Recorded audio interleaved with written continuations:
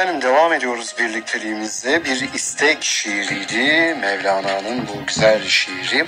Ve şimdi sevgili Mevlüt Hayta geliyor. Pazartesi günü itibariyle tüm Türkiye radyolarında dinleyeceğiniz ama her zaman olduğu gibi ilk premier Meçhul'ün programında, yani Aşkın Dilinde, ve sevgili Mevlüt Hayta'nın o güzel şarkısı Ayrılığın Yükü. Buradan Mevlüt Bey'e de sevgilerimizi, saygılarımızı, selamlarımızla birlikte göndermiş olalım ve bu güzel şarkıyla sizleri baş başa bırakalım dostlar.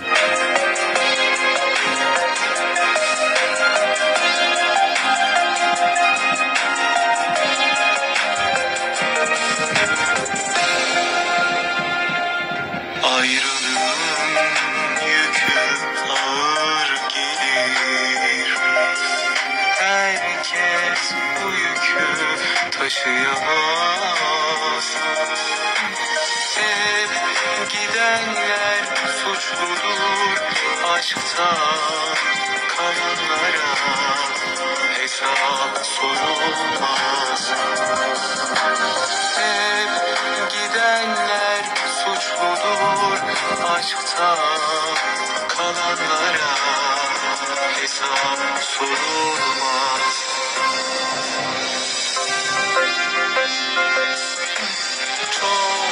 Hevesliydim senle yaşamaya, yeminler etmiştik ayrılmamaya. Sen giderken kırdım bu kalbi, artık dönsen bile sevmem bir daha.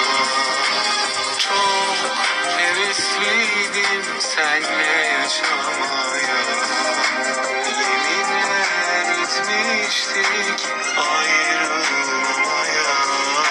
Sen giderken kırdın bu kalbi, artık dönsen bile sevmem bir daha.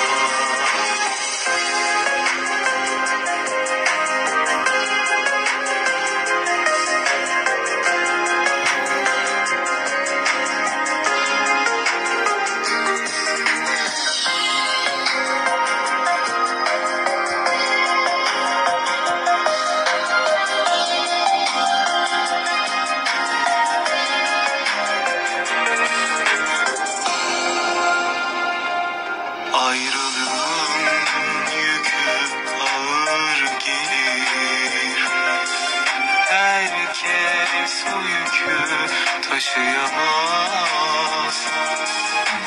Hep gidenler suçludur, aşkta kalanlara hesap sorulmaz.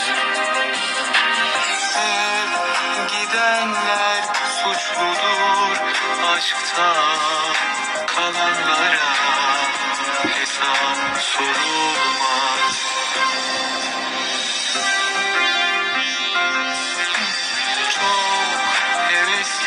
Meçhul yaşamaya,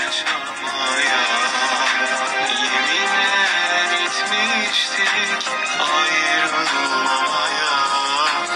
Sen giderken kırdın bu kalbi, artık dönsen bile sevmem bir daha. Çok hevesliydim senle yaşamaya, yeminler etmiştik ayrılmamaya.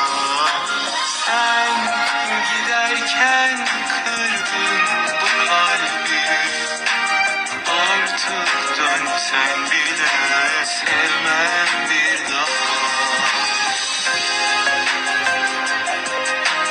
Radyo Arya.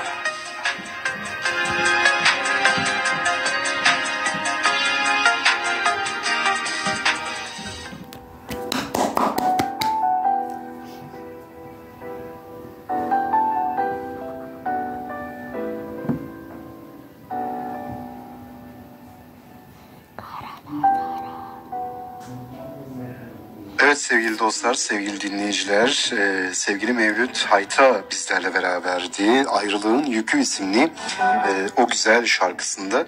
Pazartesi akşamı da eğer bir aksilik olmaz ise kendisini yayınımızda ağırlıyor olacağız. Programımıza davet etmiş olacağız. Peki devam ediyoruz birlikteliğimize, saatlerimizi bu